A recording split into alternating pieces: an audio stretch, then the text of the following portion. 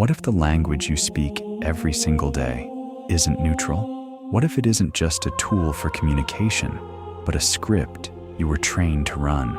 And what if every time you open your mouth, you're not describing reality, you're reinforcing it? Stay with me, because once you see this pattern, you'll never hear your own voice the same way again. From childhood, you were taught something very specific. You weren't just asked to write words, you were asked to spell them. Spell. In every other context, a spell is an act of magic, a structured incantation designed to influence reality. Yet in school, we casually use the same word to describe arranging symbols into approved patterns. Coincidence? Or confession hidden in plain sight? Language is not just vocabulary.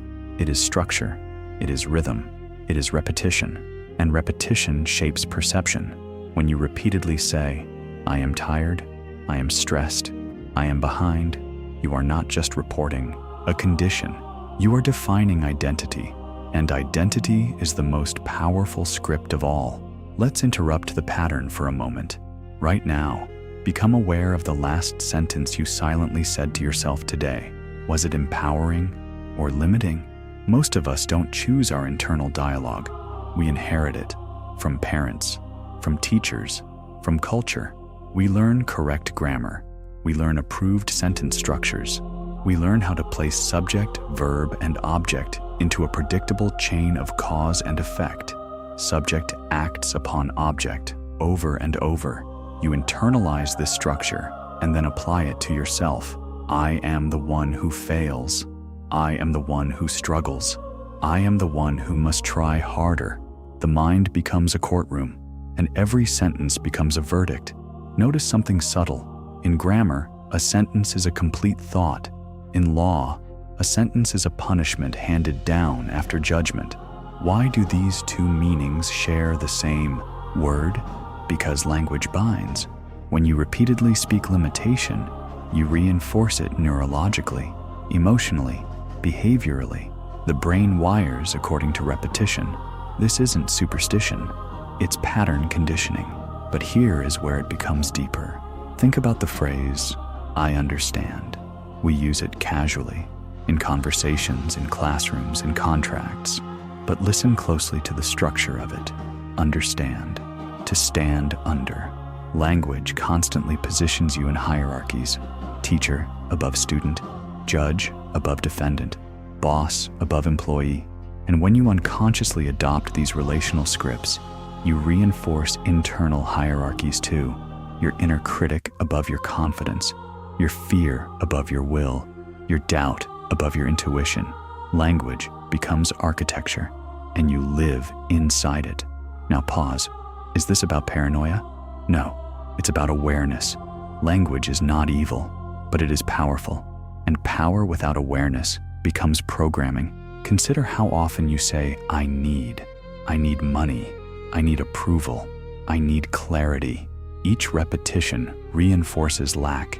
The nervous system registers deficiency. The brain scans for evidence of insufficiency. And what you repeatedly affirm, your perception begins to filter for. Now contrast that with I choose. I choose to act. I choose to learn. I choose to create. The energy shifts. Agency returns. This is not mystical superstition. It is cognitive priming. Your words prime your perception. Your perception shapes your behavior. Your behavior shapes your life. That is the loop. Let's interrupt it again. For 3 seconds, say nothing internally, just awareness. No commentary. Notice how existence continues without narration.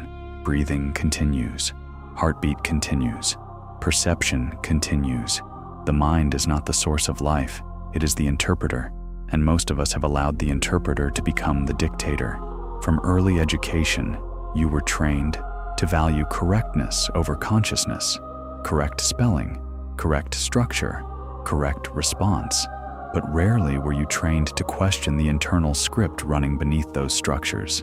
Here's another subtle layer. We call ourselves persons. The word traces back to persona, a mask worn by actors in ancient theater, a mask that projected the voice, a role.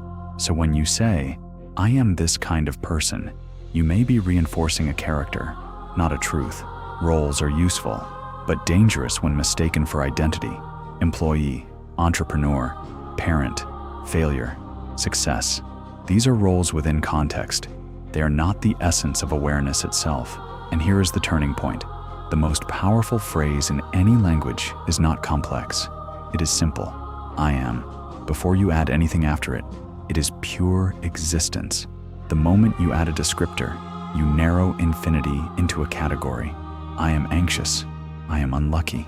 I am just human. Be careful what follows those two words, because the nervous system listens, the subconscious listens, and repetition builds belief. Now let's get practical.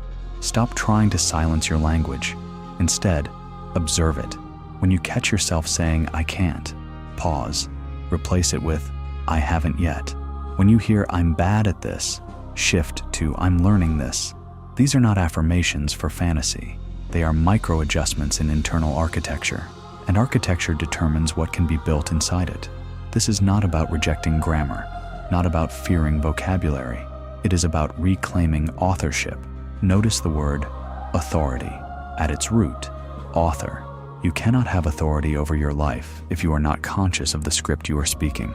Right now, ask yourself, who is writing your internal sentences? Is it fear? Is it inherited conditioning? Is it past failure replaying itself? Or is it deliberate intention? Language can imprison, but it can also liberate. It depends on awareness. If you constantly rehearse stories of weakness, your behavior will align with that script. If you deliberately speak strength, direction, clarity, the nervous system organizes around it, not magically, mechanically. Repetition creates familiarity. Familiarity creates identity. Identity directs action. This is how subtle the system is. No chains, no visible cage, just sentences, repeated until believed. But the prison door has always been open, because awareness precedes language. You existed before your name, before your first word, before your first sentence. There is a layer of you that is untouched by vocabulary. When you return to that layer, even briefly, language becomes a tool again instead of a master. So here is the practice. Watch your words for one day, not obsessively, just consciously. Notice what you declare after I am. Notice what you claim you need. Notice how often you speak limitation casually, and then shift one phrase at a time. Small changes, consistent repetition, new architecture. Because once you understand the script, you can edit it. Once you see the sentence, you can rewrite it. And once you reclaim authorship, the mask loosens. The voice becomes clearer. The narrative becomes intentional. Language is not the enemy. Unconscious repetition is. So the next time you speak, remember, you are not just communicating, you are constructing. And every sentence is a blueprint. The question is not whether language shapes reality. The question is, are you speaking by default or by design?